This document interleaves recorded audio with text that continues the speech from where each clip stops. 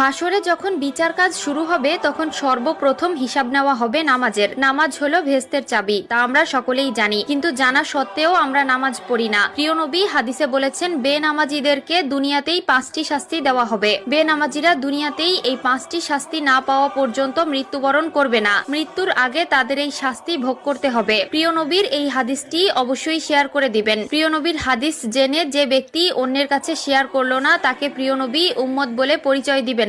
আমরা জানবো এবং অন্যকে জানাবো। এবং আপনি যদি প্রিয় নবীর উম্মত হয়ে থাকেন তাহলে অবশ্যই আলহামদুলিল্লাহ কমেন্ট করবেন। তো চলুন বেশি কথা না বলে শুরু করি আজকের ভিডিও। আজকে আমরা জানবো বেনামাজি ব্যক্তিদের দুনিয়াতে কোন 5টি শাস্তি দেওয়া হবে। বেনামাজি ব্যক্তির সর্বপ্রথম যে শাস্তি হলো সেটি হলো তার কোনো দোয়া কবুল হবে না। সে আল্লাহর কাছে যতই দোয়া করুক না কেন তার কোনো দোয়া আল্লাহর দরবারে কবুল হবে না। 2 নম্বরে যে শাস্তির কথা বলা হয়েছে তা হলো তার নেক কাজের কোনো বদলা দেওয়া হবে না। প্রিয় দর্শক, ধরুন আপনি কিছু পাওয়ার জন্য নেক আমল করলেন, কিন্তু আফসোসের বিষয় আপনি যদি বেনামাজি হয়ে থাকেন আপনার নেক কাজের কোনো ফল আপনি পাবেন না। 3 নম্বরে যে শাস্তির কথা বলা হয়েছে তা হলো চেহারা থেকে নেককারদের নূর উঠে যাবে। প্রিয় দর্শক, জন্মগতভাবেই আল্লাহ তাআলা কালো, সুন্দর, অসুন্দর সকলের চেহারায় একটি মায়াবী নূর দিয়েছেন, কিন্তু নামাজ না পড়ার কারণে তাদের চেহারা থেকে সেই নূর উঠে যায় এবং দেখতে দেখতে একসময় চেহারার অবস্থা ভয়ঙ্কর হয়ে যায়। যার চেহারা থেকে আল্লাহর নূর উঠিয়ে নেয় তার প্রতি মানুষের কোনো মায়া মহব্বত থাকে না। 4 নম্বরে যে শাস্তির কথা বলা হয়েছে তা হলো তার জীবনের বরকত উঠে যাবে।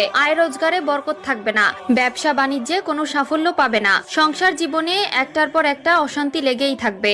যতই ইনকাম করে ততই মনে হয় যেন কোনো সফলতা পায় না। এর মাধ্যমে বোঝা যায় আল্লাহ তাআলা তার জীবন থেকে নেক বরকত ছিনিয়ে নিয়েছে। 5 নম্বরে যে শাস্তি দেওয়া হবে তা হলো কোনো নেককার বান্দাদের দোয়ার মধ্যে তার কোনো হক থাকবে না। যে ব্যক্তি বেনামাজি তার জন্য যদি কেউ দোয়া করে সেই দোয়ার ফল সে পাবে না। এমনকি ওই বেনামাজি নিজের জীবনের দুর্দশা দূর করার জন্য যদি কোনো আলেমকে এনে দোয়া করায় সেই দোয়া আল্লাহর দরবারে কবুল হবে না, কারণ বেনামাজির জন্য নেককার ব্যক্তিদের দোয়া কবুল হয় না। নামাজ হলো সকল জীবনযাত্রার মূল চাবিকাঠি। আপনি নামাজ পড়লে আপনার জীবনের সকল সমস্যার সমাধান পাবেন। আপনি নামাজ পড়লে আপনার জীবনের সকল বাধা বিপত্তি কেটে যাবে। এমনকি আল্লাহর রহমতে আপনার জীবনটা খুব সুন্দরভাবে কাটিয়ে দিতে পারবেন। আল্লাহ আমাদের সবাইকে 5 ওয়াক্ত নামাজ পড়ার তৌফিক দিক, আমিন। হাসরে সর্বপ্রথম হিসাব নেওয়া হবে নামাজের। আল্লাহ তাআলা মুসলিমদের উপর নামাজ ফরজ করেছেন। কাফের, মুশরিক ও মুসলিমদের মধ্যে পার্থক্য হলো নামাজ। প্রিয় দর্শক, আজকে আলোচনা করব নামাজ নিয়ে। যারা নামাজ পড়েন কিন্তু নামাজে মনোযোগ হারিয়ে যায়, দুনিয়াবি চিন্তা আসে, তারা কিভাবে নামাজে মনোযোগী হবেন সেই নিয়ে আজকের ভিডিও। প্রাণ ছাড়া দেহের যেমন কোনো মূল্য নেই, তেমনি মনোযোগ ছাড়া নামাজের কোনো মূল্য নেই। নামাজের মাধ্যমে আল্লাহর সাথে মুসলিমরা